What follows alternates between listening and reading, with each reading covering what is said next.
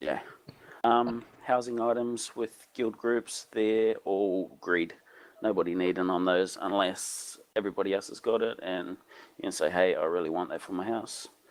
Just talk about things. Cosmetics, basically. Agreed. Yeah. Yeah. If you really, really want something, talk about it with your group and get their permission before you roll need. Yeah, and basically ad hoc rules can also be formed in the group. So if you want to have your own specific um, looting rules, that's fine, just so long as everybody agrees with them and nobody's unhappy with it. If one person's unhappy with it, then just go with greed by default. Okay. Are you done, Zentes? Yeah, I think so. Okay. Well, first off, I just want to let everyone know you need to give Zentes a round of applause. He has the hardest time speaking in public and in large groups, and he's doing an awesome job. So, I'm clapping really hard right now. I have it all in my head, and then I go to say it, and then it just vanishes. I meant to clap for him, but I rang my cowbell. Cowbell. All right, Okay. moving on. So let me ask everyone something here real quick. Just, quick yes or something that's going to get a little bit noisy. But how are you guys all liking WildStar thus far since you guys started? Loving it. Yes. This game Yes. sucks. Yes. Wait. Yeah, I love it. Yep. Oh yeah, that's cool. Thinking about playing RuneScape. Okay, so that's awesome then. So basically what we're going to do is I'm going to talk to you a little bit about teamwork. I'm going to try to motivate you guys a little bit to be more into teamwork, and then we'll move on. So first I want to kind of start off by giving you an example of our lives in comparison to WildStar. Now, I know there is no real comparison to real life in a video game, but just bear with me. Okay, a lot of you have had the opportunity to play and get the basic understanding of the game. But at the same time, things are changing just like in life. So if we go back to way back when we were in high school as a freshman year, I know this is a hard thing for some of us to think because we're older, but it's kind of like that. It's kind of like a Rubik's Cube if you think about it. It's a puzzle. And it wasn't so long ago that the puzzle of entering high school, or in this case, a new MMO, was presented to you. Most of us were nervous, anxious, or even probably scared. And questions like, how am I going to fit in, filled your little heads. Then we became more concerned about who wore what and who was hanging out with who. And like in WildStar, we become more concerned about being the top of those charts and who we're hanging out with. It was a puzzle because just like the Rubik's Cube, you can just turn it in one way or another, and you could quickly become unbalanced, or it'll become mixed up really quick.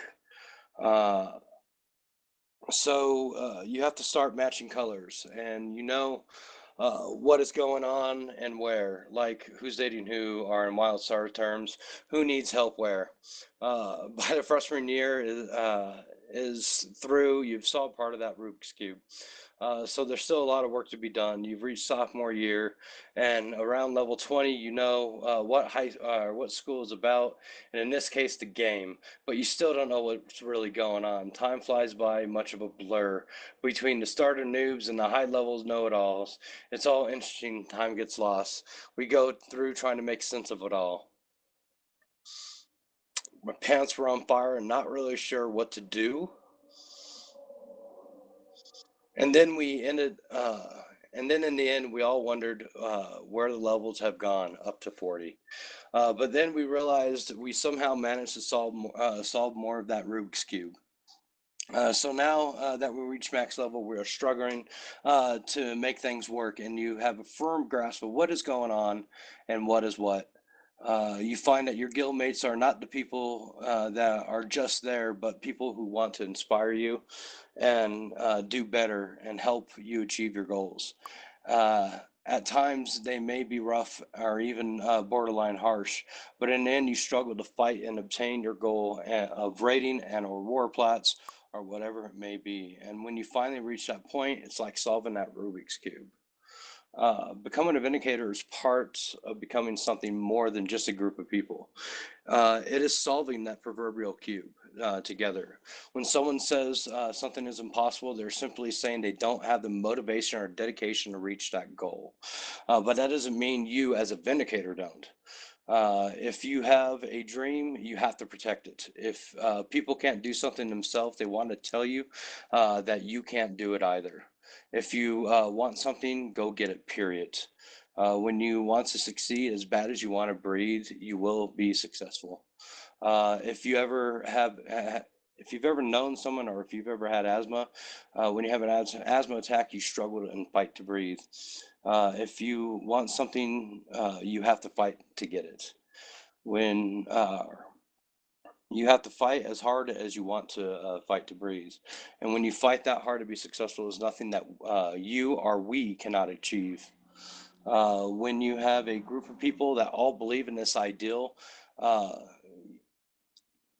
you don't have individuals that can achieve, but you have a group that can achieve together. So I guess in the end is, what if that question, what if that's a question that we all need to ask ourselves? What if I listen more? What if I assume of positive intent? What if I entertain new ideas? What if I play devil's advocate? What if I requested more feedback? What if I spent more time out of my comfort zone? What if we made an effort to share our histories? What if we made if we helped others to understand their values? Together as a team, we could always achieve more, in those words. So the guild expectations are just that: the teamwork and personal and community growth and strength. What we expect is to have every pitch and have everyone pitch in and help out each other. A team is only as strong as their weakest people. What does that mean? It means that we have people doing only gathering professions to donate to the community, to help make armors and other items.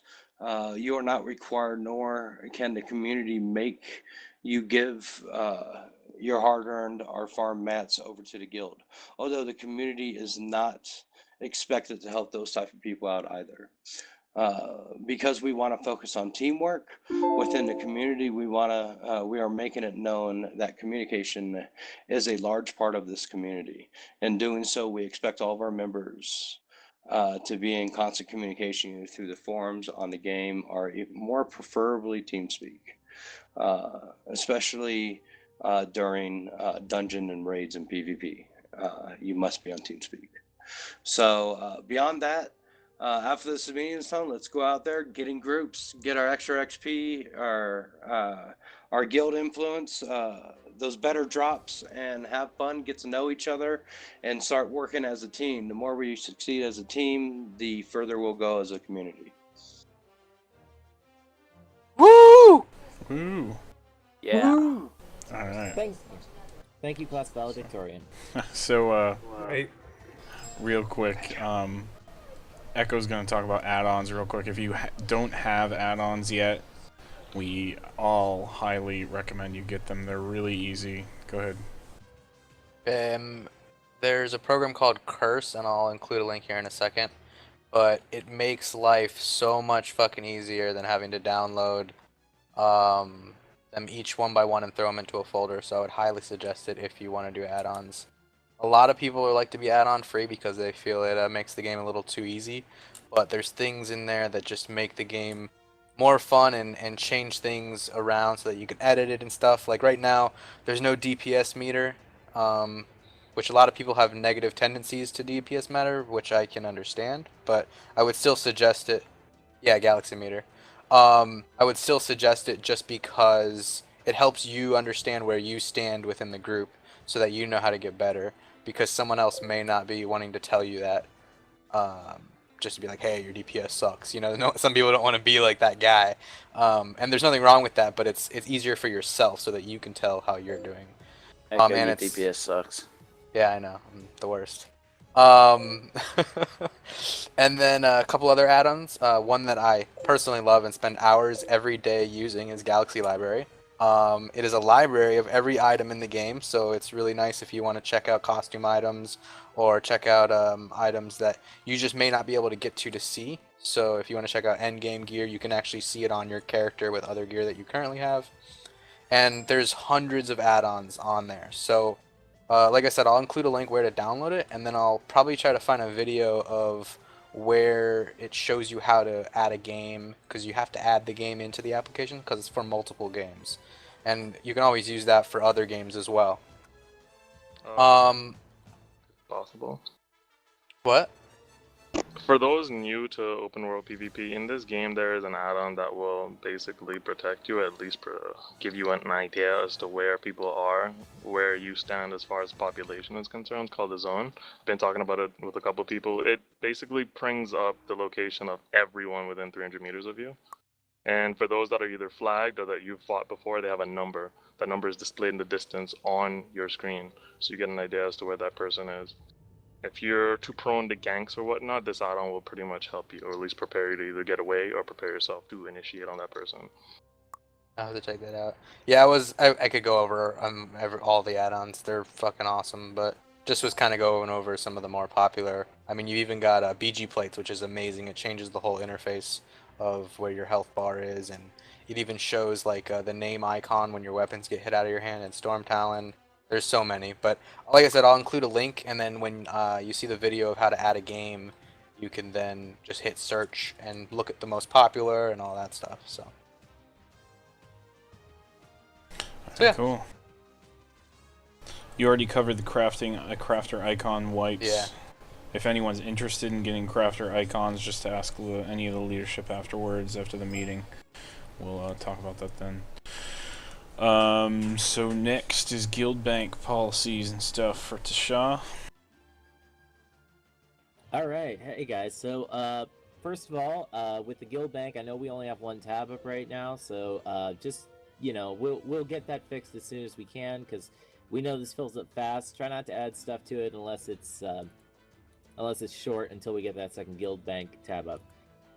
So first and foremost, our guild bank system is based on trust. We trust you guys as acolytes to use the guild bank responsibly and not to take more than you need. Obviously, you are going to have, many of you are going to have crafting skills that you want to level, and we expect that you will be probably drawing upon much of the guild bank to help get your skill level up once you've taken the crafting oath, of course. But we don't want people who are just going to take from the guild bank and not give back to it. So please, if you're taking stuff out, make sure that you give stuff. You don't have to, it doesn't have to be a one-to-one trade, but if you have a little extra of something, chip it into the guild bank, especially if we don't have much of it. Obviously, we're going to get multiple tabs up as soon as possible, but try to keep things organized, try to keep them somewhat straight. Put like items together, for instance, runes put together, crafting, metals from mining, put them together, and stuff like that. But yeah, and when you're leveling your crafting gear, don't take everything. You know, like, leave a little for the next person who's going to be leveling up that gear. User disconnected from your channel. So that there's always some material in the guild bank to support our budding crafters, because we want to get our crafting skills up as high as possible, so we can all gear up for the best stuff so we can all participate in the raid gear and raids and stuff, and so we always have good gear for the dungeons. Now onto amps. Now obviously you want to have as many amps for your class as possible, but when you're looking in the guild bank and you see an amp for your class, don't just grab it. Hit the B key, click the amps tab, and see if it's something you need or something that you will use before you take it from the guild bank. Just check it out and make sure that it's the amp for you. User joined your channel. Likewise, if you pick up an amp that maybe is useful for you, maybe it's an off-spec. This is not a rule. You don't have to do it because we couldn't possibly enforce this. but please consider giving it to the guild bank for somebody like if you're a spellslinger DPS and you get a really good healing amp, consider putting